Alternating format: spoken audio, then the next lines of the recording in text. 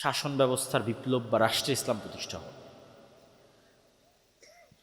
মূল উদ্দেশ্যে আমার কোনো দ্বিমত নাই, আর যার দ্বিমত থাকবে সে তো মুমিন হবেও না।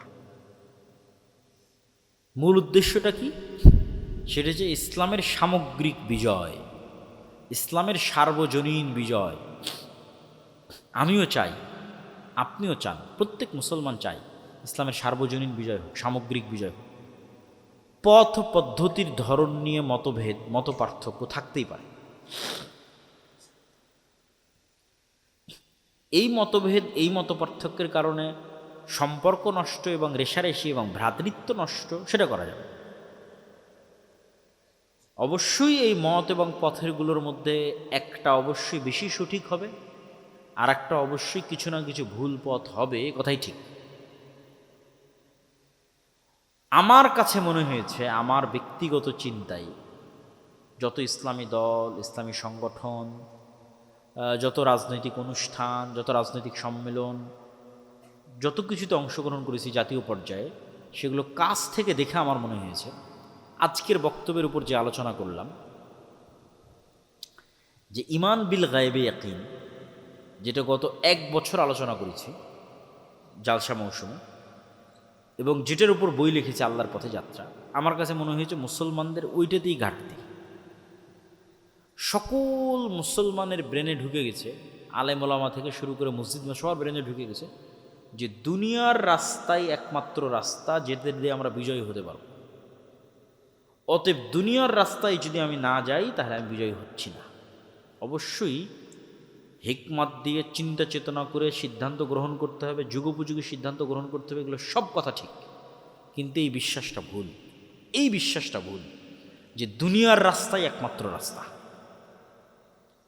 আপনাকে পূর্বে নিশ্চিত করতে হবে, মানে দুনিয়ার রাস্তার আগে নিশ্চিত করতে হবে আপনি কি আল্লাহর সাহায্য পাচ্ছেন না পাচ্ছেন না, এইটাকে নিশ্চিত করতে হবে। মুহাম্মদ সাল্লাল্লাহু আলাইহি ওয়াসাল্লামেরও বিজয় সম্ভব হয়নি কার সাহায্য ছাড়া? আল্লাহর সাহায্য। এটার উপর আমি বিস্তারিত লম্বা আলোচনা করেছি যে বদরের যুদ্ধের আগের রাতে উনি লম্বা কান্নাকাটি করতেছে, কান্নাকাটি দেখে এবং হাত উঁচু করতে করতে করতে করতে করতে করতে এমন হাত উঁচু করেছে যে গায়ের চাদর খুলে পড়ে গেছে। তখন আবু বকর রাদিয়াল্লাহু তাআলা সে জিজ্ঞেস করছে, আপনি তো নবী, এত দোয়ার কি আছে, এত কান্নাকাটির কি আছে আল্লাহ সুবহানাহু ওয়া তাআলার কাছে? এখান থেকে শিক্ষা কি? এখান থেকে শিক্ষা হচ্ছে তিনি নবী হওয়ার পরও তিনি খুব ভালোভাবে জানেন যে আল্লাহর সাহায্য ছাড়া এটা ইম্পসিবল যে আমি মুহাম্মদ বিজয় অর্জন করব। উনি আমাদের চেয়ে ভালোভাবে জানেন। তাহলে উনি আগে বদরের যুদ্ধের আগের রাতে দোয়া করে কি নিশ্চিত করতে চাচ্ছে বলেন তো? কি নিশ্চিত করতে চাচ্ছে? ওটাই আমাদের নাই। দুনিয়াবি অনেক শক্তি সামর্থ্য আছে, এটাই নাই, আল্লাহর সাহায্য নাই। আর মোহাম্মদ ইসলাম ওইটা আগে নিশ্চিত করেছে। এবং এরকম অসংখ্য যুদ্ধের বিবরণ এবং ঘটনার বিবরণ দিয়ে আমার বিস্তারিত বক্তব্য তুলে ধরেছি যে প্রথম শর্ত আল্লাহর সাহায্য নিশ্চিত করতে হবে। নিজেরা নিজেদের জামার বোতামের কলার খুলে একটু গলার দিকে, একটু বগলের দিকে চেয়ে দেখি যে আমি আল্লাহর সাহায্য পাওয়ার যোগ্য কিনা।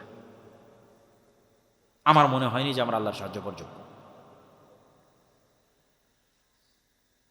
আপনি নিশ্চিত থাকেন যে এখানে যদি আমি একটা দলের নেতা হই এবং এখানে যদি আরেকটা দলের নেতা থাকে এবং আমাদের 2 দলের নেতার মধ্যে যদি আসন ভাগাভাগি এবং বন্টন নিয়ে চুক্তি হয়, মতভেদ হয় এবং সমস্যা হয়, নিশ্চিত থাকেন এর মধ্যে মুনাফিকি আছে, মিথ্যা আছে। তাহলে মুনাফিকি এবং মিথ্যার সাথে কে যুক্ত? আমি যুক্ত। তাহলে আমার মতো মুনাফিক এবং মিথ্যুকের জন্য আল্লাহ সাহায্য দিবে আসমান থেকে? দিবে না। তাহলে মুসলমানদের রন্ধ্রে রন্ধ্রে কি ঢুকে গেছে? মুনাফিকি এবং মিথ্যা, ন্যায় নাই। তাহলে যতক্ষণ মুসলমানেরা ন্যায়পরায়ণ না হতে পারছে, মুনাফিকি এবং মিথ্যা থেকে বের হতে না পারছে, ততক্ষণ তো আল্লাহ সাহায্য দিবে না। আল্লাহ তো সব আলেম ওলামার অবস্থা জানে, সব মসজিদ মাদ্রাসার অবস্থা জানে, সব ইসলামী দলের অবস্থা জানে, আল্লাহ আমারও অবস্থা জানে। তাহলে আমি জিততে পারতেছি না কেন? আল্লাহর সাহায্য নেই। এই জন্য দুনিয়াটা তো পরে আসবে, দুনিয়াবি আসবাব ইউজ করা, তরবারি চালাবো তো পরে, তীর মারবো তো পরে, আগে তো আল্লাহর সাহায্য লাগবে। তাহলে আপনাদের দেশে ইসলামের বিজয় হচ্ছে না কেন বলেন তো? আল্লাহর সাহায্য নেই। তাহলে সবাই মিলে বসে থেকে চিন্তা করেন কীভাবে আল্লাহর সাহায্য পাওয়া যায়। আল্লাহর সাহায্য পাওয়ার শর্ত পূরণ করেন, তারপরে দুনিয়াবী রাস্তা ব্যবহার করেন, আল্লাহ বিজয় দিবে ইনশাল্লাহ, এটা আল্লাহর ওয়াদা। কোনো প্রতিষ্ঠান যদি জুলুম করে বা কোনো ব্যক্তি বা কোনো সরকার যদি জুলুম করে, যেই জুলুম করুক, উনি জিজ্ঞেস করেছে যে এ বিষয়ে কথা বলা যাবে কিনা।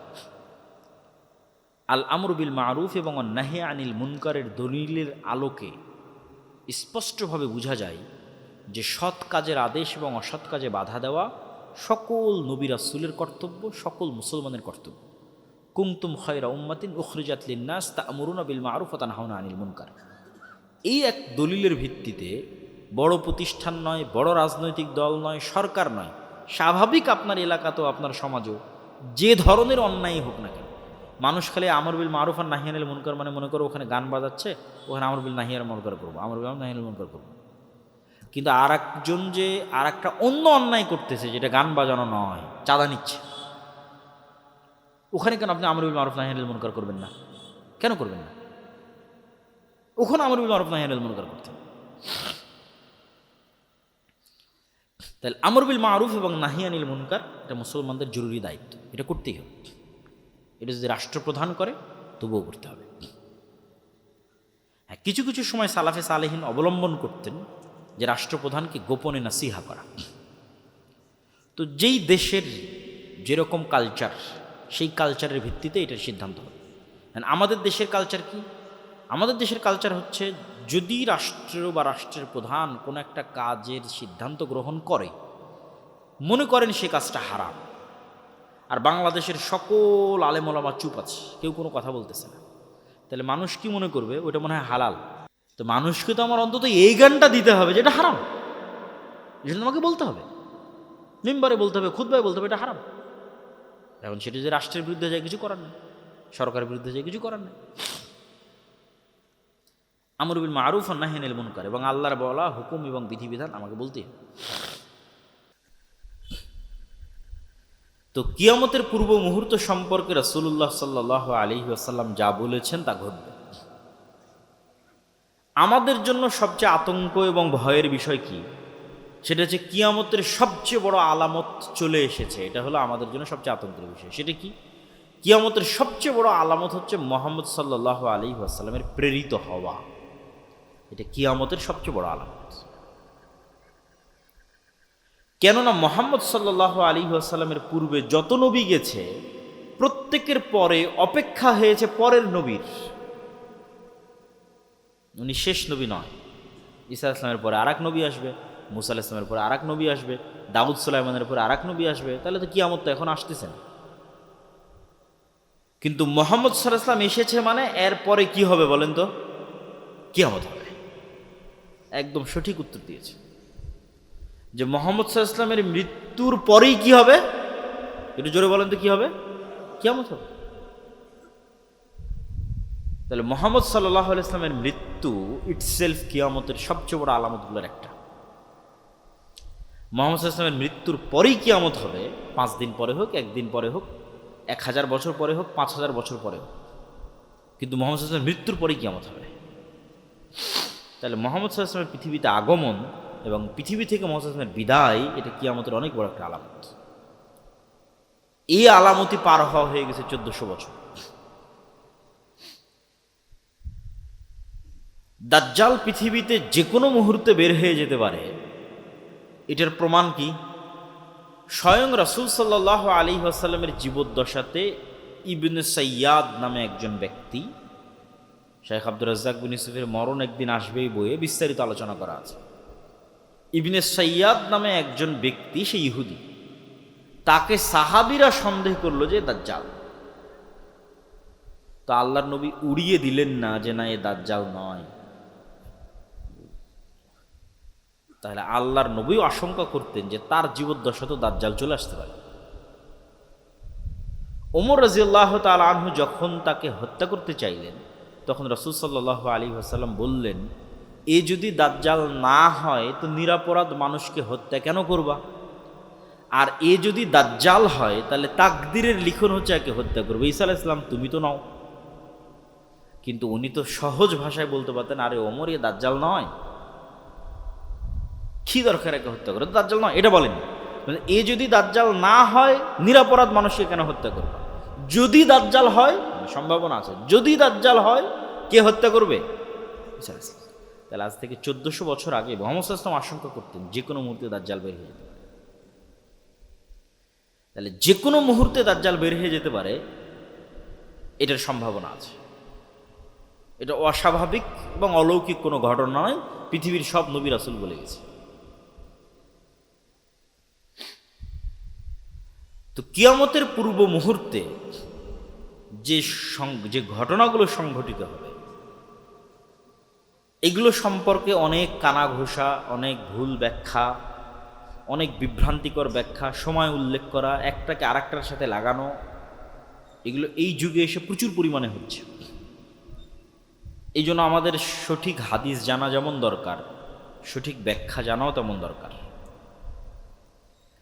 আর এই বিষয়ে সংক্ষিপ্ত আলোচনা করার কারণ হচ্ছে যে কোরআন এবং হাদিসে দাজ্জালের কথা আছে, শেষ জামানার যুদ্ধের কথা আছে, কিন্তু আধুনিক বিশ্বে কখনো এই কথা এভাবে আলোচিত হয়নি।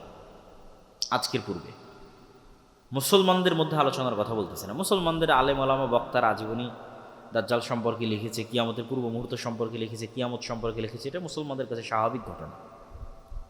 কিন্তু সারা বিশ্বব্যাপী আলোচনা হবে, এটা ব্যতিক্রম। এটা আমার জানা নাই, হিস্ট্রি ঘেটে দেখতে হবে যে হালাকুখা চেঙ্গিস খানের সময় সারা পৃথিবীব্যাপী আলোচনা হতো কিনা এরকম, অথবা আরও অন্য কোনো সময় সারা পৃথিবীব্যাপী এরকম আলোচনা হতো কিনা। হিস্ট্রিতে, ইতিহাসে, মুহাম্মদ সাল্লাল্লাহু আলাইহি ওয়াসাল্লাম মৃত্যুর পর এটা ইতিহাস ঘেটে দেখতে হবে। কিন্তু এখন এই নিকট 100, 200, 300 বছরের মধ্যে সারা পৃথিবীব্যাপী আজকাল পরশু যেভাবে দাজ্জাল সম্পর্কে ব্যাপক আলোচনা হচ্ছে, কিয়ামতের পূর্ব মুহূর্তের যুদ্ধ সম্পর্কে ব্যাপক আলোচনা হচ্ছে, এটা আগে কখনো হয়নি। এই আলোচনা আমি আপনি করছি না, এই আলোচনা আজকে যারা পৃথিবী শাসন করছে তারা করছে। এটা হলো সবচেয়ে ব্যতিক্রম। আজকে পৃথিবী কারা শাসন করছে আমরা জানি খুব ভালোভাবে, পাশ্চাত্য সভ্যতা। তো আমেরিকার সেনাবাহিনীর 200-র অধিক সৈন্য সাক্ষী দিয়েছে, বিস্তারিত বাংলাদেশের প্রথম আলোতে রিপোর্ট হয়েছে যে আমেরিকা ইসরায়েল ইরান যুদ্ধ দাজ্জাল তত্ত্বে মোড়ানো, হেডিং এবং ডিটেইলস, ওখানে অনেক ডকুমেন্টস তুলে ধরা আছে এগুলোর উপর। এমনি ইন্টারন্যাশনালি তো অনেক জায়গায় আলোচনা হচ্ছে। তো আমেরিকার 200-র অধিক সৈন্য সাক্ষী দিয়েছে যে তাদেরকে মোটিভেট করা হচ্ছে এই যুদ্ধের জন্য, এটা বলে যে এটা বাইবেলে প্রতিশ্রুত শেষ জামানার যুদ্ধ আমরা শুরু করছি। বাইবেলে শেষ জামানার যুদ্ধকে বলা আছে আরমাগেড্ডন। এটা ইসরায়েলের একটা পাহাড়ের নামে নামকরণ করা। আমরা সেই শেষ জামানার যুদ্ধ শুরু করছি, এই মর্মে আমেরিকার সেনাবাহিনীরা সাক্ষ্য দিচ্ছে। কেন শেষ জামানার যুদ্ধ শুরু করতেছে? খ্রিস্টানদের মধ্যে একদল খ্রিস্টান আছে, জায়নিস্ট খ্রিস্টান, ইভ্যাঞ্জেলিক্যাল খ্রিস্টিয়ান। দেখেন, খ্রিস্টান এবং ইহুদিদের মধ্যে যে শত্রুতা, এটা আমাদের চেয়ে বেশি। স্পেনে মুসলমানেরা ইহুদিদের আশ্রয় দিয়েছে, আর খ্রিস্টানেরা ধরে ধরে ইহুদিদের হত্যা করত। কেন শত্রুতা বেশি? আপনি চিন্তা করেন যে কোনো একটা জাতি আমাদের নবী মুহাম্মদ সাল্লাল্লাহু আলাইহি ওয়াসাল্লামকে হত্যা করেছে, আমি বিশ্বাস করি ও আমার নবীকে হত্যা করেছে, সে বিশ্বাস করে ওর নবী অবৈধ, মানে জারদ সন্তান, নাউজুবিল্লাহ মিন যালিক। তাহলে ওদের মধ্যে কি পরিমাণ শত্রুতা হতে পারে? খ্রিস্টানেরা বিশ্বাস করে ইহুদিরা আমাদের নবীকে হত্যা করেছে, আর ইহুদিরা বিশ্বাস করে মারিয়াম আলাইহিস সালাতু ওয়াস সালাম ব্যভিচারিণী আর তার সন্তান ঈসা আলাইহিস সালাতু ওয়াস সালাম জারদ সন্তান, নাউজুবিল্লাহ মিন যালিক। তাহলে আমাদের সাথে তাদের শত্রুতা হবে না ইহুদি খ্রিস্টানদের ওদের মধ্যে বেশি শত্রুতা হবে? ওদের মধ্যে বেশি শত্রুতা। সেখানে আজকে তারা এরকম বন্ধু হয়ে গেল, এটা তো অসম্ভব। পৃথিবীর ইতিহাসে কোনোদিন হয়নি, এখনকার পূর্বে পৃথিবীর ইতিহাসে কোনোদিন হয়নি। হিটলার 60 লক্ষ ইহুদিকে হত্যা করেছে, হিটলার খ্রিস্টান। তো এটা হওয়ার পিছনে যেই বিশ্লেষণগুলো তুলে ধরা হচ্ছে সেই বিশ্লেষণ হচ্ছে বাইবেলের প্রতিশ্রুতি অনুযায়ী ঈসা আলাইহিস সালাম পুনরায় পৃথিবীতে আসবে, তথা খ্রিস্টানদের বিশ্বাস অনুযায়ী ঈসা আলাইহিস সালাম পুনরায় পৃথিবীতে আসবেন, মারা গেছেন কিন্তু আবার আল্লাহ তাকে পাঠাবেন। আর মুসলমানদের বিশ্বাস অনুযায়ী তিনি মারাই যাননি, তাকে জীবিত অবস্থায় উঠানো হয়েছে, তিনি আবার পৃথিবীতে আসবেন। সমস্যা হচ্ছে খ্রিস্টানরা বিশ্বাস করে যে ঈসা আলাইহিস সালাম তখনই পৃথিবীতে আসবেন যখন ইহুদিদের মাসিহা আসবে। আমাদের মাসিহা তখন আসবে যখন ইহুদিদের মাসিহা আসবে। তাহলে মাসিহা সবার, মুসলমানেরাও মাসিহার অপেক্ষায়, মাসিহের অপেক্ষায়, খ্রিস্টানেরাও মাসিহের অপেক্ষায়, ইহুদিরাও মাসিহের অপেক্ষায়। তাহলে ইহুদিদের মাসিহকে, খ্রিস্টানদের মাসিহকে, মুসলমানদের মাসিহকে। মাসিহ মানে বিপদ থেকে উদ্ধারকারী। এই জন্য দাজ্জালের নামও মাসিহ দাজ্জাল, ঈসা আলাইহিস সালামের নামও ঈসা মাসিহ। তাহলে মাসিহুদ দাজ্জাল, ঈসা মাসিহ, দুইজনই মাসিহ, বিপদ থেকে উদ্ধারকারী। এখন খ্রিস্টানদের দাবি হচ্ছে যতক্ষণ ইহুদিদের মাসিহ না আসছে ততক্ষণ আমাদের মাসিহ আসবে না। ইহুদিদের মাসিহ হচ্ছে মাসিহুদ দাজ্জাল। তাহলে ইহুদিদের মাসিহ মাসিহুদ দাজ্জাল যতক্ষণ না আসবে ততক্ষণ খ্রিস্টানদের মাসিহ ঈসা মাসিহ পৃথিবীতে আসবে না। এবার তাহলে পরের পয়েন্টে চলে আসি, ইহুদিদের মাসিহ মাসিহুদ দাজ্জাল কখন আসবে?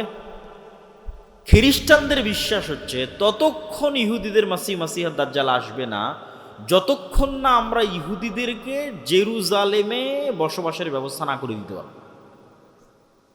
পৃথিবীর সব ইহুদিদেরকে যেই দিন আমরা জেরুজালেমে বসবাসের ব্যবস্থা করে দিতে পারবো, ইহুদিরা যেই দিন মসজিদে আকসা ভেঙ্গে এখানে হাইকালে সোলাইমানির উপর থার্ড টেম্পল তৈরি করবে, সেই দিন মাসিহুদ দাজ্জাল আসবে।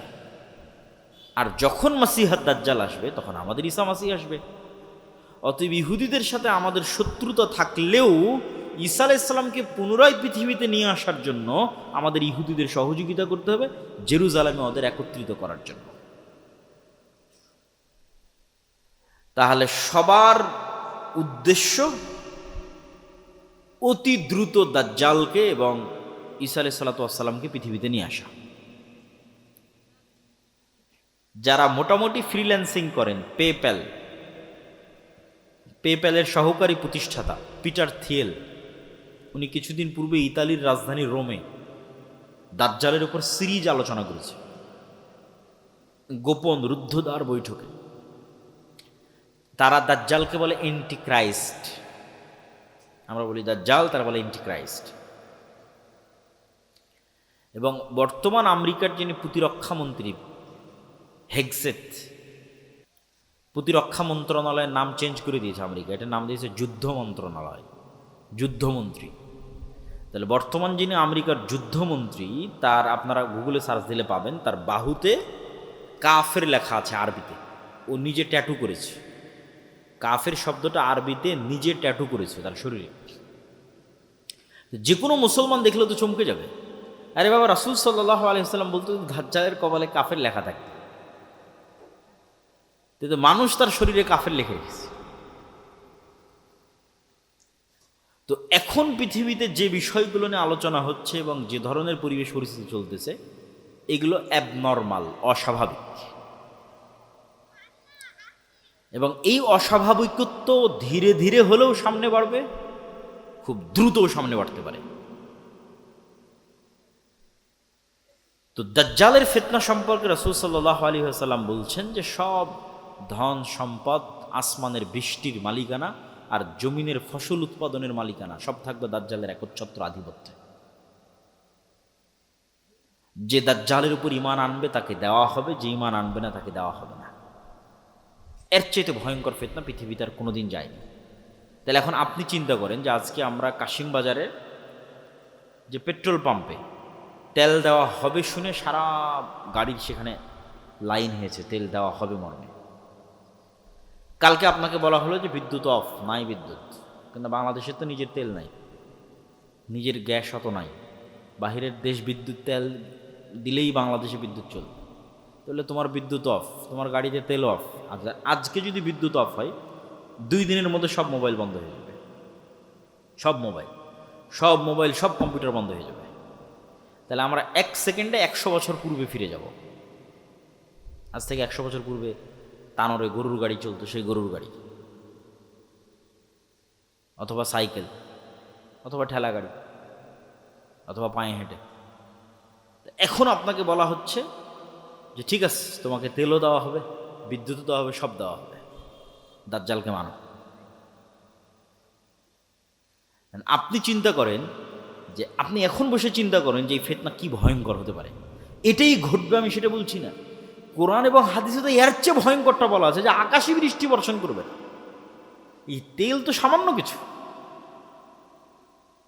যে অঞ্চলের মানুষ দাজ্জালের উপর ঈমান আনয়ন করবে না, ওই অঞ্চলের মাটিতে গাছ হবে না, ধান হবে না। জমিন দাজ্জালের কথা শুনে উৎপাদন বন্ধ করে দেবে, আসমান দাজ্জালের কথা শুনে বৃষ্টি বর্ষণ বন্ধ করে দেবে। এই ক্ষমতা আল্লাহই দাজ্জালকে দেবে। হবে বৃষ্টি, হবে ফসলও হবে, দাজ্জালের প্রতি ঈমান আনয়ন করে।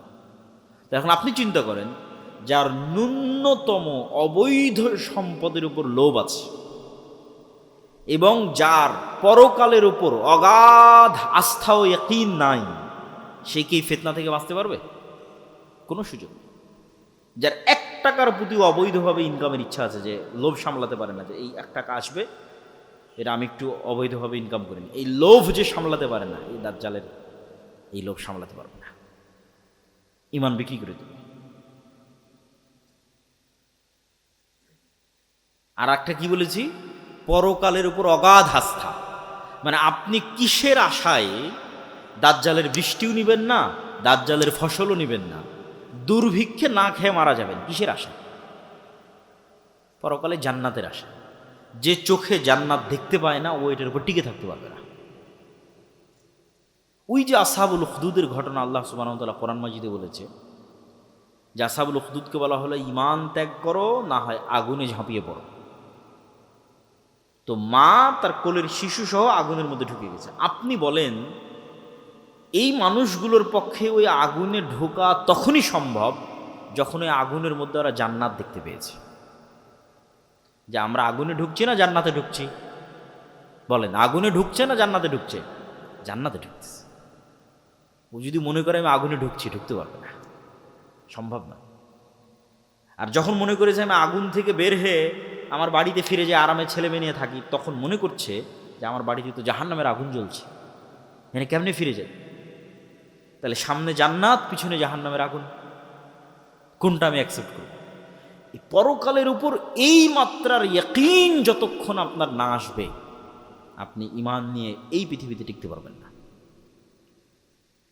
আল্লাহর পথে যাত্রা বইটা শুধু এই জন্যই লেখা, নতুন যে বইটা আমার লেখা, যে মানুষের ঈমানকে মজবুত করা। ঈমানই মানুষের সম্বল। আল্লাহর ক্ষমতা ও শক্তির প্রতি ঈমান, পরকালের প্রতি অগাধ আস্থা, অগাধ বিশ্বাস, এটা ছাড়া বাঁচার কোনো রাস্তা নেই। এই একই কথা রাসূল সাল্লাল্লাহু আলাইহি ওয়াসাল্লাম বলতেছে, যে দাজ্জালের জান্নাত হবে জাহান্নাম, আর দাজ্জালের জাহান্নাম হবে জান্নাত। সেম কথা, যা আসহাবুল উখদুদের সাথে ঘটেছে। সূরা বুরুজের মধ্যে আল্লাহ সুবহানাহু ওয়া তাআলা বলেছে। তাহলে এই ফিতনার একটা আলামত অন্তত আপনি দেখতে পাচ্ছেন, যে আপনার বাড়ি এবং ঘরে পৌঁছে গেছে।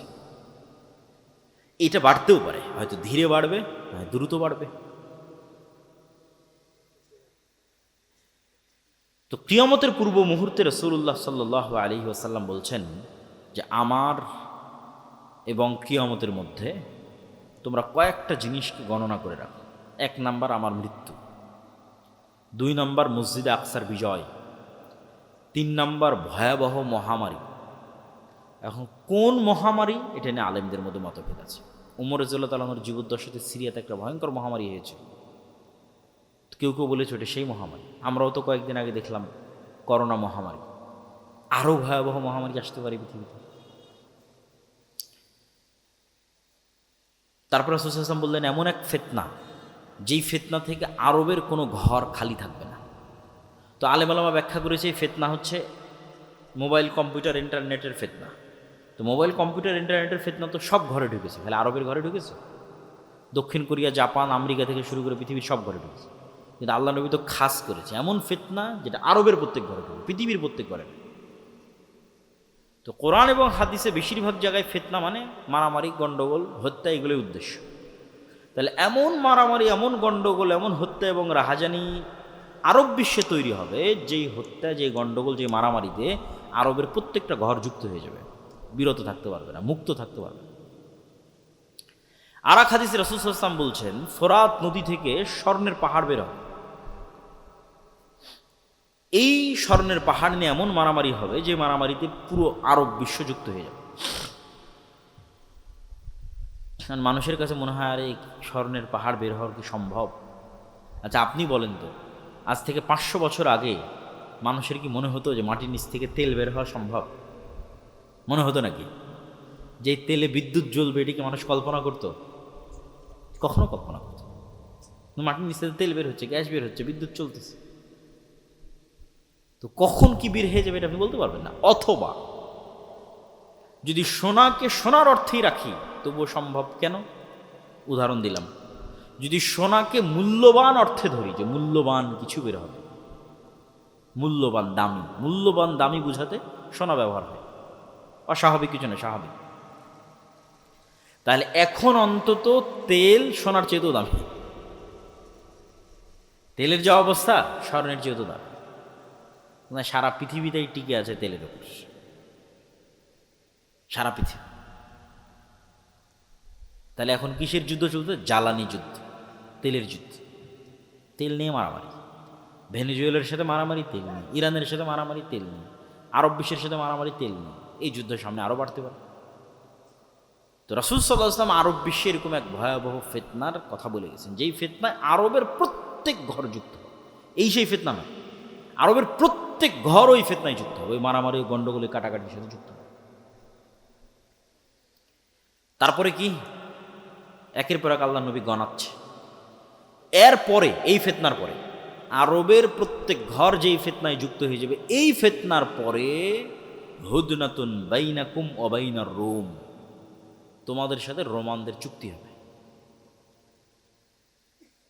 তো রাসূল সাল্লাল্লাহু আলাইহি ওয়াসাল্লাম যখন রোম শব্দ উচ্চারণ করছেন, তখন রোম হচ্ছে আজকের তুরস্ক। আজকের তুরস্কের রাজধানী ইস্তাম্বুল, যাকে ইংরেজিতে বলে কনস্টান্টিনোপল। সেখানে বাইজেন্টাইন রোমান এম্পায়ার ছিল অর্থোডক্স খ্রিস্টানদের, যে অর্থোডক্স খ্রিস্টানরা এখন রাশিয়ায় আছে। আর যদি রোমান মানে সব খ্রিস্টানদের ধরি, তাহলে ইউরোপ আমেরিকার খ্রিস্টান আসতে পারে। আল্লাহ সুবহানাহু ওয়া তাআলা ভালো জানে এই হাদিস কিভাবে বাস্তবায়িত হবে, কারা উদ্দেশ্য। তো মুসলমানদের সাথে রোমান খ্রিস্টানদের চুক্তি হবে। চুক্তি হয়ে মুসলমান এবং রোমান খ্রিস্টানেরা তৃতীয় আর এক পক্ষের বিরুদ্ধে যুদ্ধ করবে। এই তৃতীয় পক্ষকে আল্লাহু আ'লাম।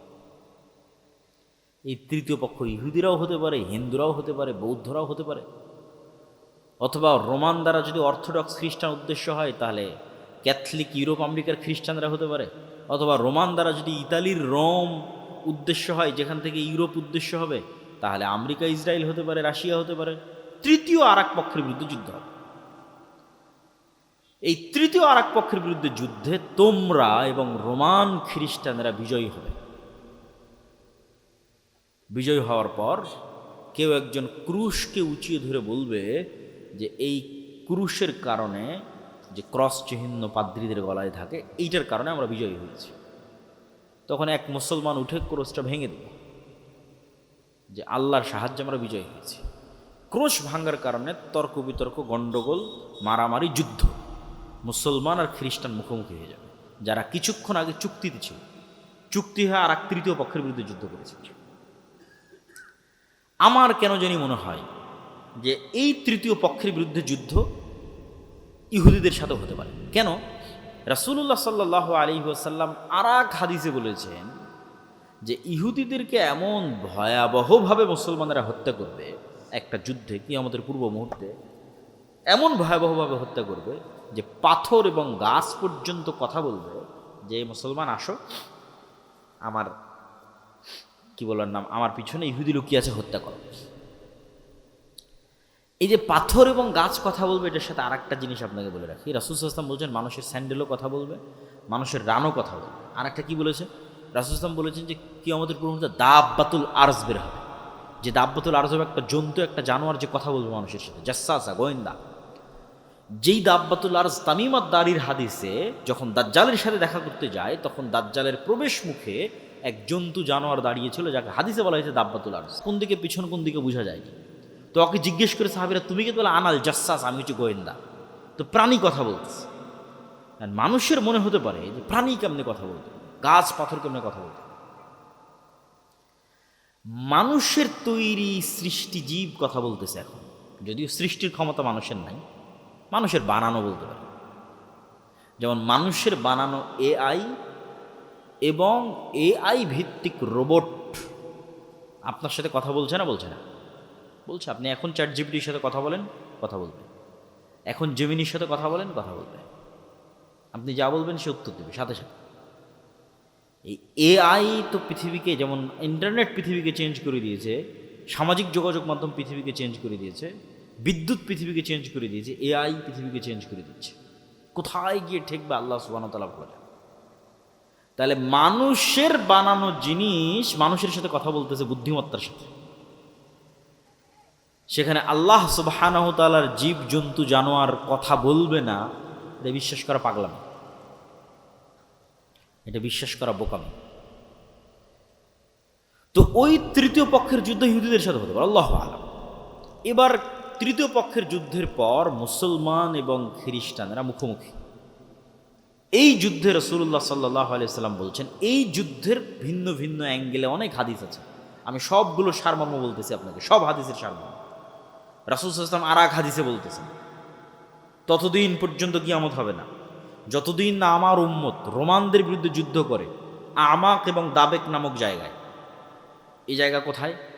এই জায়গা হচ্ছে আজকের সিরিয়া, যেখানে তুরস্কের সীমান্তের সাথে মিলেছে।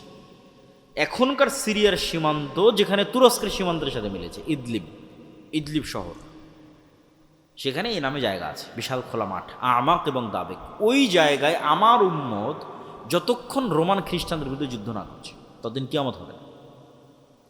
সেই দিন মুসলমানদের যুদ্ধের হেডকোয়ার্টার থাকবে দামেস্ক নগরীর গুতা নামক জায়গায়। এটা ওই যুদ্ধের কথাই বলা হচ্ছে, যেটা রোমানদের সাথে হবে। আর এক হাদিসে রাসূলুল্লাহ সাল্লাল্লাহু আলাইহি ওয়াসাল্লাম বলছেন, ততদিন পর্যন্ত কিয়ামত হবে না যতদিন না আমার উম্মত বলেনি, ওখানে বলেছে ইসহাক আলাইহিসসালাতু ওয়াসসালামের বংশের ৭০,০০০ সদস্য এমন এক শহরের বিরুদ্ধে যুদ্ধ না করে, যেই শহরের এক পাশ সাগর এবং এক পাশ মাটি। তো আলেম ওলামা লিখেছে এই শহর হচ্ছে ইস্তাম্বুল, কুস্তুনতুনিয়া, কনস্টান্টিনোপল।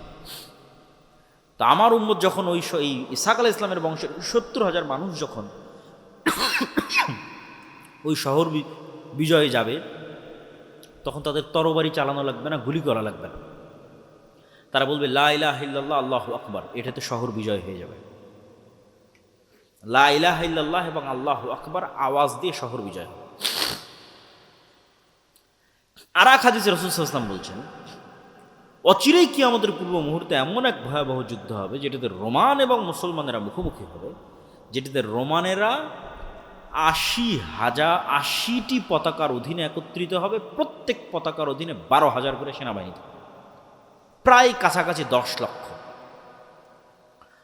লক্ষ পদাতিক যোদ্ধা নিয়ে তারা মুখোমুখি হবে মুসলমানদের।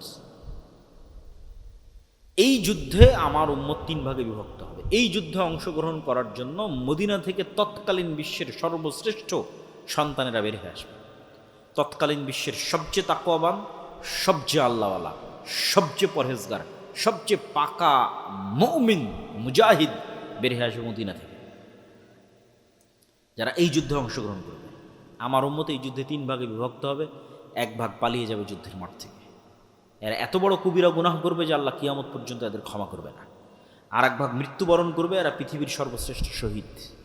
আর এক ভাগকে আল্লাহ বিজয় দান করবে, কিন্তু বিজয়ের কোনো আনন্দ থাকবে না। কেন বিজয়ের কোনো আনন্দ থাকবে না? এক বংশে যদি ১০০ সদস্য থাকে, ৯৯ জন মারা যাবে, একজন বেঁচে থাকবে। এগুলো ভিন্ন ভিন্ন হাদিস রাসূলুল্লাহ বলেছেন, একই যুদ্ধের কথা আমি একত্রিত করে বলতেছি। পাখি যদি ১ মাস আকাশে উড়ে লাশের সারি শেষ করতে পারবে না, লাশের দুর্গন্ধ শেষ করতে না পারার কারণে পাখি পড়ে মারা যাবে। লাশের দুর্গন্ধ শেষ, এত ব্যাপক হারে মানুষ মারা যাবে এই যুদ্ধে, মুসলমান এবং খ্রিস্টান উভয় পক্ষে। ফলত গনিমতের মালের কোনো আনন্দ থাকবে না। তারপর গনিমতের মাল বন্টন হবে, ওয়ারিস নেওয়ার থাকবে না। এই যুদ্ধ শেষে যখন মুসলমানেরা তাদের তরবারিকে জাইতুন গাছের সাথে ঝুলিয়ে, রাসূল সাল্লাল্লাহু আলাইহি ওয়াসাল্লামের আর এক হাদিসের বাক্য, জাইতুন গাছের সাথে ঝুলিয়ে যখন গনিমতের মাল বন্টন করবে, তখন অদৃশ্য থেকে আওয়াজ আসবে, দাজ্জাল তোমাদের বাড়ি ঘরে ঢুকে গেছে। কিন্তু এই সংবাদটা মিথ্যা হবে। কিন্তু এই সংবাদ শুনে মুজাহিদ বাহিনীর নেতা 10 জন অশ্বারোহীকে রওনা করবে খোঁজ নেওয়ার জন্য সত্যি দাজ্জাল বের হয়েছে কিনা। রাসূল সাল্লাল্লাহু আলাইহি ওয়াসাল্লাম বলছেন, ওই 10 জন অশ্বারোহীর নাম, ওদের বাপের নাম, ওদের ঘোড়ার রং, ওদের গায়ের রং আমি দেখতে পাচ্ছি, আমি বলে দিতে পারবো ওরা কারা। দাজ্জালের সংবাদের সত্য মিথ্যা খুঁজতে যখন মুজাহিদেরা যুদ্ধ থেকে দামেস্ক শহরে ফিরে আসবে, এবং ফজরের সালাত কিছু রিওয়ায়েতে ফজরের সালাত, কিছু রিওয়ায়েতে আসরের সালাত, ফজরের সালাতে যখন দাঁড়াবে, তখন এবার ঈসা আলাইহিস সালাতু ওয়াস সালাম আসমান থেকে 2 ফেরেশতার কাঁধে ভর দিয়ে নেমে আসবে। মানুষের কাছে মনে হয়, আরে আসমান থেকে নেমে আসে, এটা অলৌকিক গল্প শোনাচ্ছে, অবাস্তব গল্প শোনাচ্ছে। অথচ দেখেন, আল্লাহ সুবহানাহু ওয়া তাআলা নিজেই আমাদেরকে কোরআনে বারবার বলছে যে আমি আদমকে কোথায় থেকে নামিয়ে দিয়েছি, আদম আর হাওয়াকে কই থেকে নামিয়ে দিয়েছি? আসমান থেকে নামিয়ে দিয়েছি, জান্নাত থেকে নামিয়ে দিয়েছি।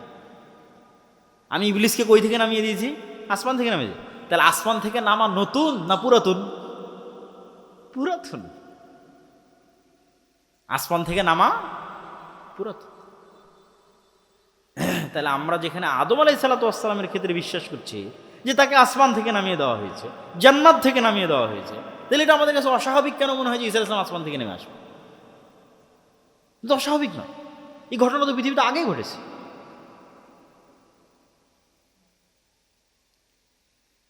তো ঈসা আলাইহিস সালাতু ওয়াস সালাম পৃথিবীতে নেমে আসবে, ততদিনে কিন্তু সত্যি সত্যি দাজ্জাল বের হয়ে গেছে।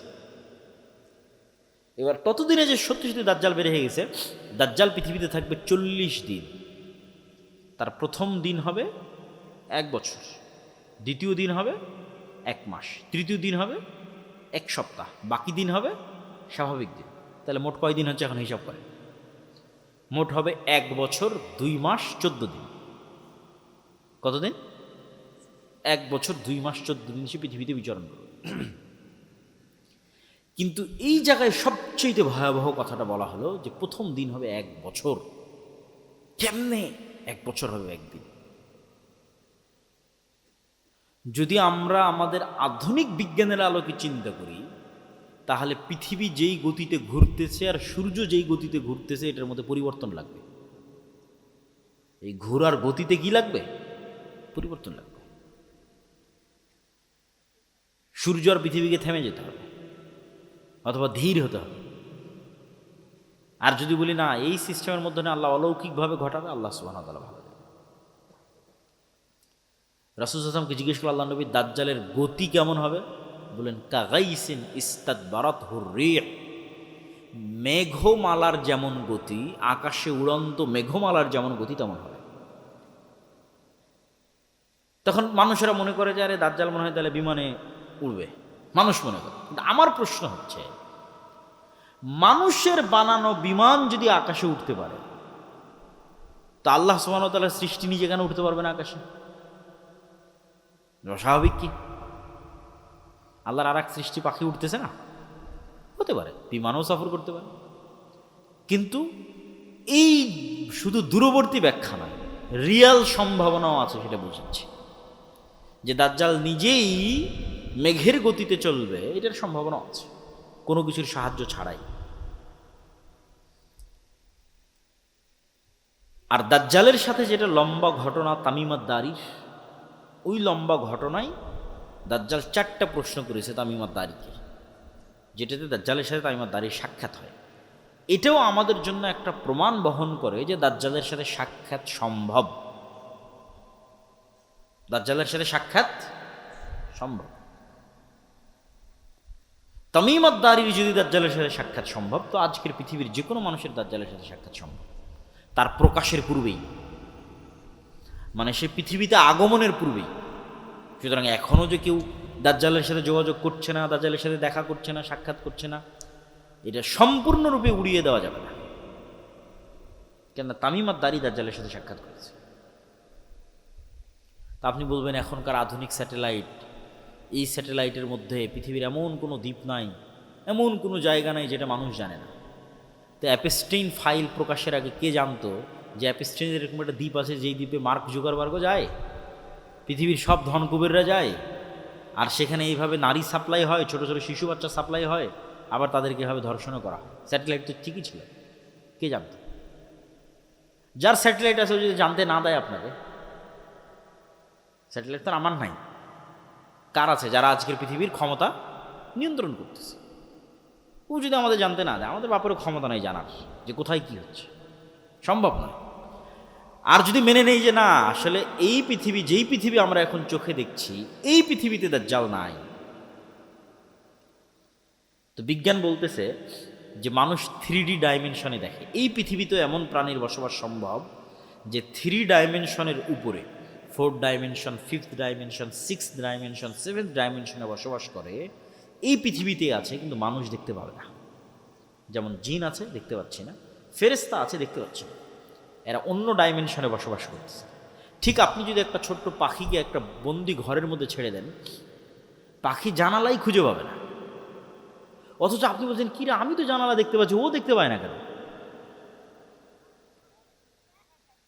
এরকম আপনি যে কোনো প্রাণীর সাথে চেক করতে পারেন, সাপের সাথে চেক করতে পারেন যে সাপের দৃষ্টি কেমন, সাপ কতটুকু দেখে, কোন লেভেল পর্যন্ত দেখে, আমাদের মতো দেখে না। কুকুরের দৃষ্টি কেমন, সে কি আমাদের মতো দেখে না। আপনার আশেপাশে এরকম হাজারো উদাহরণ আছে, আপনি যেমন দেখেন ওরা ওরকম দেখে না, ওরা ভিন্ন লেভেলের দেখে। তাহলে আমাকে ফেরেশতা দেখতেছে, জিন দেখতেছে, আমি জিন ফেরেশতাকে দেখতেছি না। আল্লাহ চাইলে দেখা যাবে।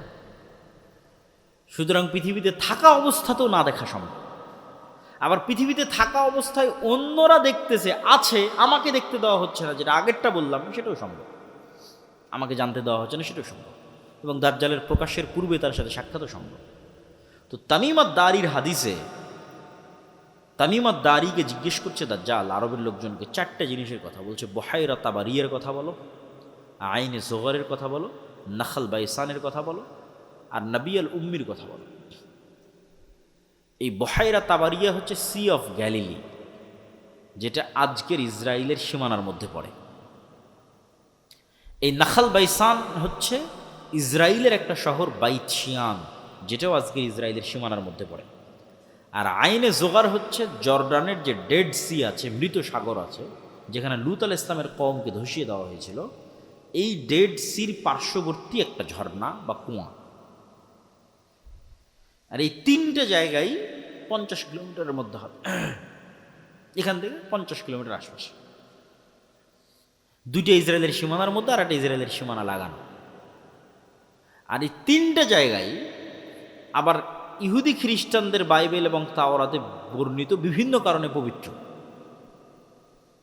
যেমন সি অফ গ্যালিলি, যেটা বহাইরা তাবারিয়া দাজ্জাল জিজ্ঞেস করলো, তাওরাতের বর্ণনা অনুযায়ী যে ঈসা আলাইহিস সালাম যেখানে সব মোজেজা দেখাতেন, ঈসা আলাইহিস সালামের মোজেজা তো পৃথিবীর সবচেয়ে ব্যতিক্রম মোজেজা, মৃতকে জীবিত করা, অন্ধকে চক্ষুষ্মান করা, টাকওয়ালা মাথাকে চুল দিয়ে দেওয়া, এই বেশিরভাগ মোজেজাগুলো উনি এই খালের পাশে, এই লেকের পাশে দেখিয়েছেন।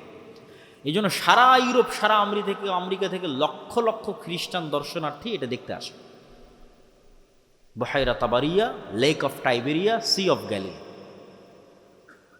আর আইনে জোগার, যেটা স্প্রিং অফ জোয়ার বলতেছে হিব্রু ভাষায়, ইংরেজি ভাষায়, বাইবেলের বর্ণনা অনুযায়ী লূত আলাইহিস সালামের শহর ধ্বংস হওয়ার পর যেই শহরে যেই জায়গায় তাকে আশ্রয় দেওয়া হয়েছিল, সেটা হচ্ছে এই আইনে জোগার, তার পাশে। এই 3টার কথা দাজ্জাল কি বলছে? যেটাতে পানি আছে, পানি থাকবে না, ঝর্ণা আছে, ঝর্ণা শুকিয়ে যাবে, বাগান আছে, বাগান, খেজুর বাগান আছে, খেজুর বাগান শেষ হয়ে যাবে। আর নবী আল উম্মির কথা বলো, নবী আল উম্মি হচ্ছে পড়ালেখা জানে না এমন নবী। তো বলে এই অবস্থা নবী আল উম্মির। তারপরে দাজ্জাল নিজেই বলতেছে আমি বের হব, 40 দিন পৃথিবীতে চলাচল করব, আমার এই ক্ষমতা থাকবে। এবং দাজ্জালের ওই ক্ষমতার কথাগুলো রাসূল সাল্লাল্লাহু আলাইহি ওয়াসাল্লাম বলে গেছেন। তাহলে দাজ্জালের সাথে কেউ পারবে না। দাজ্জালের সাথে একমাত্র কে পারবে? ঈসা আলাইহিস সালাম। দাজ্জাল যখন পৃথিবীতে বের হয়ে যাবে তখন মুমিন মুসলমানদের বাঁচার কোনো রাস্তা থাকবে না। এমনকি রাসূল সাল্লাল্লাহু আলাইহি ওয়াসাল্লামের হাদিসের বর্ণনা অনুযায়ী সিরিয়ার এক অঞ্চলের মানুষ যারা দাজ্জালের প্রতি ঈমান আনবে না, ওদের ধনুক চাবিয়ে খেতে হবে, কোনো খাবার থাকবে না। এইরকম ভয়ঙ্কর দুর্ভিক্ষ দেখা দেবে। গাঢ় পাহাড় বিভিন্ন জায়গায় আশ্রয় লুকিয়ে থাকতে হবে, অপেক্ষায় থাকবে ঈসা আলাইহিস সালামের আগমনের। ঈসা আলাইহিস সালাম যখন আসবে, লুদ নামক দরজা জেরুজালেমের, যেখানে এখন এয়ারপোর্ট, সেখানে ঈসা আলাইহিস সালামকে দেখা মাত্র দাজ্জাল গলতে থাকবে পানির মতো। কিন্তু সে গলে শেষ হওয়ার আগেই ঈসা আলাইহিস সালাম তাকে নিজে হাতে হত্যা করবেন এবং সেই রক্ত দুনিয়ার মানুষকে দেখাবে। এবার রাসূল সাল্লাল্লাহু আলাইহি ওয়াসাল্লাম বলছে যে আল্লাহ ঈসা আলাইহিস সালামকে বলবে, ঈসা, দাজ্জাল তো মারা গেল, কিন্তু এখন আমার এমন এক সৃষ্টি জীব বের হবে যে লা ইয়াদানু লি আহাদিম মিন ইবাদি, আমার বান্দাদের মধ্যে এমন কোনো বান্দা নাই যে তাদের সাথে মুখোমুখিতে পারবে, মোকাবেলায় পারবে। অতএব তুমি ঈসা যত বড় নবী হও, আর ইমাম মাহদি যত বড় মুজাহিদ হোক, আর তোমাদের হাতে দাজ্জালের যত বড় ফিতনা পরাজিত হোক, এখন যারা বের হবে এদের সাথে তোমরা পারবে না। অতএব তোমরা তুর পাহাড়ে আশ্রয় নাও। তখন ঈসা আলাইহিস সালাম মুমিন মুজাহিদদের নিয়ে তুর পাহাড়ে আশ্রয় নেবেন। এবার বের হবে ইয়াজুজ মাজুজ, যাদের বর্ণনা কিয়ামতের আলামতের একমাত্র আলামত, যেটার বর্ণনা কোরআনে আছে। দাজ্জালের কথা কিন্তু কোরআনে নাই। আরও যেগুলো বললাম বিভিন্ন ভয়ঙ্কর যুদ্ধ, ফিতনা, রোম, এগুলো কোরআনে নাই। তাহলে একমাত্র আলামত যেটার বর্ণনা কোরআনে আছে সেটা কি? ইয়াজুজ মাজুজ। যুলকারনাইনের বর্ণনায় সূরাতুল কাহফের মধ্যে আল্লাহ সুবহানাহু ওয়া তাআলা ইয়াজুজ মাজুজের ঘটনা তুলে ধরেছে। যুলকারনাইনের 3টে সফর, 3টাই ব্যতিক্রম ব্যতিক্রম ব্যতিক্রম সফর, এবং সূরা কাহফের প্রত্যেকটা ঘটনা ব্যতিক্রম। সূরা কাহফের আসহাবে কাহফের ঘটনা ব্যতিক্রম। সূরা কাহফের মধ্যে যে ঘটনাগুলো আছে, প্রায় 4টা ঘটনা আছে সূরা কাহফের মধ্যে, 4টাই ব্যতিক্রম ঘটনা। একটা তো আসহাবে কাহফের ঘটনা, গুহার মধ্যে ঘুমিয়ে গেল, 300 বছর, 310, 309 বছর ঘুমিয়ে থাকলো, আশ্চর্য ঘটনা। অথচ মানুষ তাদেরকে দেখে, তাদেরকে মনে করে জীবিত, অথচ তারা মৃত বা ঘুমন্ত। তারপরে সূর্যের উদয়ের কথা এমনভাবে বলা আছে ওই আয়াতে, মিলানোই কঠিন যদি অনুবাদ পড়ে দেখেন। 2 নম্বর ব্যতিক্রম ঘটনা কি বলা আছে? মূসা আলাইহিস সালাম আর খিজির আলাইহিস সালামের ঘটনা, আর এক আশ্চর্য ঘটনা। মাছ, শুকনা মাছ, রান্না করা মাছ নিয়ে গেছে, সেই মাছ যেখানে জীবিত হয়ে বের হয়ে গেছে, সেখানে খিজির আলাইহিস সালাম বেঁচে আছে না মারা গেছে, আর তার সাথে কারো দেখা হচ্ছে কিনা, কই থেকে আসলে খিজির আলাইহিস সালাম, কই থাকে, এই আর এক আশ্চর্য ঘটনা। 3 নম্বর আশ্চর্য ঘটনা যুলকারনাইন। যুলকারনাইন 3টা সফর দিল, 3টে সফরের একটা সফরে ইয়াজুজ মাজুজ। বলছে এদের থেকে আমাদের বাঁচার ব্যবস্থা করেন, প্রাচীর দিয়ে দেন। তখন যুলকারনাইন সেখানে প্রাচীরের ব্যবস্থা করে দিল আর বললো আল্লাহ যেই দিন চাইবে সেই দিন এরা বের হবে। এখন সেই প্রাচীর আছে না ভেঙে গেছে, বের হয়ে গেছে, না কিয়ামতের পূর্ব মুহূর্তে বের হবে, আল্লাহু আ'লাম। কিন্তু হাদিসের ভাষা অনুযায়ী বোঝা যাচ্ছে যে কিয়ামতের পূর্ব মুহূর্তেই তারা বের হবে। যে সূরা কাহফের সবগুলো ঘটনা আশ্চর্য। তো ইয়াজুজ মাজুজ বের হবে, ঈসা আলাইহিস সালাম তার সঙ্গী সাথী মুমিন মুসলমানদের নিয়ে তুর পাহাড়ে আশ্রয় থাকবে। যখন তুর পাহাড়ে খাবারের সংকট দেখা দিবে, দুর্ভিক্ষ দেখা দিবে, খাবারের কিছু নাই, অসহায় অবস্থা, করুণ অবস্থা, তখন ঈসা আলাইহিস সালাম তার সঙ্গী সাথীদের নিয়ে আল্লাহর কাছে দোয়া করে কান্নাকাটি করবে, আল্লাহ এই ফিতনা থেকে আমাদের বাঁচান। তাহলে দেখেন এত বড় নবী হওয়ার পরেও কি ফিতনায় আল্লাহ তাকে ফেলছে যে তাদের বাঁচার কোনো রাস্তা নাই, কার সাহায্য ছাড়া? আল্লাহর সাহায্য ছাড়া। তাহলে আলটিমেটলি মুমিন মুসলমানদের বাঁচার কোনো রাস্তা নেই আল্লাহর সাহায্য ছাড়া। এটা ঈসা আলাইহিস সালামেরও বাঁচার রাস্তা নেই আল্লাহর সাহায্য ছাড়া, মুহাম্মদ সাল্লাল্লাহু আলাইহি ওয়াসাল্লামেরও বাঁচার রাস্তা নেই আল্লাহর সাহায্য ছাড়া। এই জন্য দুনিয়াবি আসবাবে ভরসা করে ইসলামের বিজয় হয়নি, হবে না। দুনিয়াবি কারণে বিজয় সম্ভব নয়, আল্লাহর সাহায্যেই বিজয় সম্ভব। তাহলে বিজয় হচ্ছে না কেন? আল্লাহর সাহায্য পাওয়ার শর্ত পূরণ করিনি, এই জন্য। দুনিয়ার শক্তিতে কম আছে এই জন্য, এটা ভুল কথা। মুসলমানদের কোনোদিন দুনিয়াবী শক্তিতে বিজয় হয়ইনি, কোনোদিন হবেও না। মুসলমানদের বিজয় হয় আল্লাহর সাহায্যে। তো তোমার বিজয় হয় না কেন? তুমি আল্লাহর সাহায্য পর শর্ত পূরণ করো এই জন্য, আল্লাহর সাহায্য পর যোগ্য হওনি জন্য। এটা হলো আসল কারণ। ঈসা আলাইহিস সালামের চলবে না আল্লাহর সাহায্য ছাড়া। তো ঈসা আলাইহিস সালামের কান্নাকাটিতে এবার আল্লাহ সুবহানাহু ওয়া তাআলা ইয়াজুজ মাজুজকে এক বিশেষ অসুখ, বিশেষ পোকা মাকড় দিয়ে আল্লাহ ধ্বংস করে দিল। তখন তুর পাহাড় থেকে নেমে পা ফেলার মতো কোনো জায়গা থাকবে না। লাশ আর লাশ, দুর্গন্ধ আর দুর্গন্ধ, পৃথিবীতে বসবাস করার মতো কোনো জায়গা নেই। এবার দ্বিতীয়বার কান্নাকাটি, হাদিসের ভাষা অনুযায়ী, যে দ্বিতীয়বার ঈসা আলাইহিস সালাতু ওয়াস সালাম এবং মুমিন মুজাহিদরা আল্লাহর দরবারে লুটিয়ে পড়ে কান্নাকাটিতে মগ্ন হয়ে যাবে। এবার আল্লাহ সুবহানাহু ওয়া তাআলা রাসূল সাল্লাল্লাহু আলাইহি ওয়াসাল্লামের হাদিসের ভাষ্য অনুযায়ী উটের কুঁজ যেরকম লম্বা, এরকম লম্বা কুঁজওয়ালা এক প্রকার পাখি পাঠাবে, যে পাখিগুলো এই লাশগুলোকে উড়িয়ে উড়িয়ে নিয়ে গিয়ে এমন জায়গায় ফেলে দেবে যেখানে মানুষ বসবাস করে না। দক্ষিণ মেরু, উত্তর মেরু, অসংখ্য বরফ আচ্ছাদিত অঞ্চল আছে যেগুলোতে মানুষ যায়ই না, আজও যায় না, এরকম মানুষ বসবাস করে না এরকম জায়গায় ফেলে দেবে। তারপরে আকাশ থেকে বৃষ্টি বর্ষণ হবে, পৃথিবী ধুয়ে মুছে সাফ হয়ে যাবে। তুর পাহাড় থেকে ঈসা আলাইহিস সালাম এবং মুমিন মুসলমানরা নেমে আসবে। নেমে আসার পর বাইবেলের ভাষা অনুযায়ী 1000 বছর, আর মুহাম্মদ সাল্লাল্লাহু আলাইহি ওয়াসাল্লামের ভাষা অনুযায়ী 7 বছর পৃথিবীতে ন্যায়ের শাসন প্রতিষ্ঠিত হবে, ইনসাফের শাসন প্রতিষ্ঠিত হবে। এই ন্যায় এবং ইনসাফের শাসনে আসমানের বরকতের সব দরজা আর মাটির জমিনের বরকতের সব দরজা উন্মুক্ত করে দেওয়া হবে। তখন এবার একটা ডালিম খাবে একটা গ্রাম, একটা গাভীর দুধ খাবে একটা বংশ। এই রকম অবস্থা, পৃথিবীর সবচেয়ে শান্তিপূর্ণ, সবচেয়ে রহমত এবং বরকতে পরিপূর্ণ অবস্থা চলার একটা পর্যায়ে এক ঠান্ডা শীতল বাতাসে মুমিন মুসলমান ঈসা আলাইহিস সালাতু ওয়াস সালাম মারা যাবে। মুনাফিক, ফাসেক, ফাজেররা পৃথিবীতে থেকে যাবে।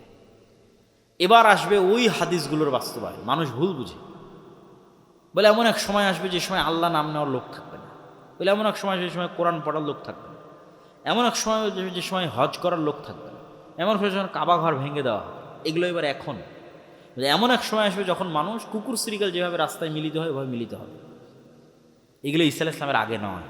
ঈসা আলাইহিস সালামের আগে দিন থাকবে, কোরআন থাকবে, মুমিন থাকবে, মুজাহিদ থাকবে, যোদ্ধা থাকবে, সব থাকবে, মসজিদ থাকবে, মাদ্রাসা থাকবে, হজ থাকবে, ওমরা থাকবে, all everything will be running, সব কিছু চলতে থাকবে। তাহলে কোরআন উঠে যাওয়া, আল্লাহর নাম নেওয়ার মতো লোক উঠে যাওয়া, রাস্তাঘাটে কুকুর শ্রীগালের মতো জেনায় লিপ্ত হওয়া, হজ বন্ধ হয়ে যাওয়া, কাবা ঘর ধ্বংস হয়ে যাওয়া, এগুলো এবার হবে ঈসা আলাইহিস সালামের মৃত্যুর পরে। তখন এই ফাসেক, ফাজের, কাফেরদের উপর এবার ফাইনাল কিয়ামত, যেটা ওই ফাইনাল কিয়ামত সংগঠিত হবে, যেটাতে বলা আছে যে আল্লাহ সুবহানাহু ওয়া তাআলা ইজা সামাউ শাক্কাত, ইজা সামাউ ফাতারাত, ওয়াইদাল কাওয়াকিবু ইনতাসারাত, ওয়াইদাল বিহারু ফুজ্জিরাত, যখন আসমান ফেটে চৌচির হয়ে যাবে। আল কারিআতু মাল কারিআহ ওয়া মা আদরাকা মাল কারিআহ ইয়াওমা ইয়াকুনুন নাসু কাল ফারাশিল মাবথুস ওয়া তাকুনুল জিবালু কাল ইহনিল মানফুশ। পাহাড়, হিমালয় পাহাড় হবে আকাশে উড়ন্ত ধুলিত ধুনিত তুলা, আর মানুষ হবে পঙ্গপালের ন্যায়। সূর্যর, চন্দ্র, নক্ষত্র চূর্ণ বিচূর্ণ বিদীর্ণ হয়ে পড়ে যাবে। ফাইনাল কিয়ামত। প্রিয় উপস্থিতি, এই পুরো আলোচনার সারমর্ম বা আমাদের শিক্ষা বা আমাদের করণীয় কি? আমাদের শিক্ষা, আমাদের করণীয় হচ্ছে যে আমরা শেষ সময়ে বসবাস করতেছি, এই কথাই ঠিক। যদি আরও 5000 বছর পরও কিয়ামত হয় তবুও আমরা শেষ সময়, যদি আরও 500 বছর পরও কিয়ামত হয় তবুও আমরা শেষ সময়। কেন? কিয়ামতের সবচেয়ে বড় আলামত মুহাম্মদ সাল্লাল্লাহু আলাইহি ওয়াসাল্লাম মৃত্যু হয়ে গেছে, আর অসংখ্য ছোট ছোট আলামত চোখে দেখতেছি। আল্লাহ নবী বলছেন ইয়াতাতাওয়ালুনা ফিল বুনিয়ান, উঁচু উঁচু বিল্ডিং বানানোতে প্রতিযোগিতা করবে। তো উঁচু বিল্ডিং বানানোর কল্পনা কিভাবে আসতে পারে যে উঁচু বিল্ডিং দেখেনি চোখে? বলছে উঁচু বিল্ডিং নিয়ে প্রতিযোগিতা করবে, কিন্তু হয়ে গেছে উঁচু উঁচু বিল্ডিং নিয়ে প্রতিযোগিতা।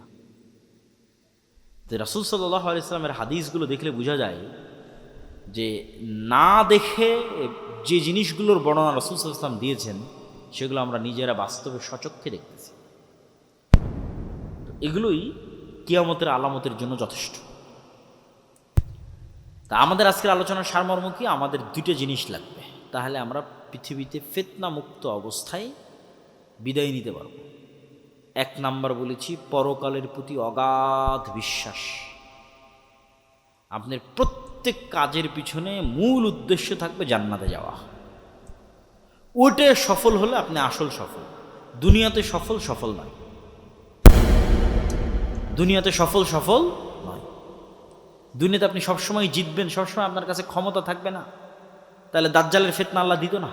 তখন মুমিন মুসলমানদের হাতে কোনোই ক্ষমতা থাকবে না, সব ক্ষমতা দাজ্জালের হাতে। আর আপনি কি, আপনাকে ঈমান নিয়ে বাঁচতে হবে, এটাই সফলতা। ঈমান নিয়ে বাঁচাটাই সফল।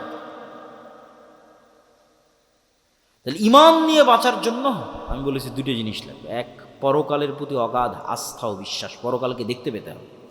মৃত্যু পরবর্তী জীবন হচ্ছে বাস্তব জীবন। অমাল হায়াতুদ দুনিয়া ইল্লা লাইবুম ওয়া লাহু, এই দুনিয়ার জীবনের কোনো দাম নাই, এটা খেলতামাশা মাত্র। প্রকৃত জীবন কি?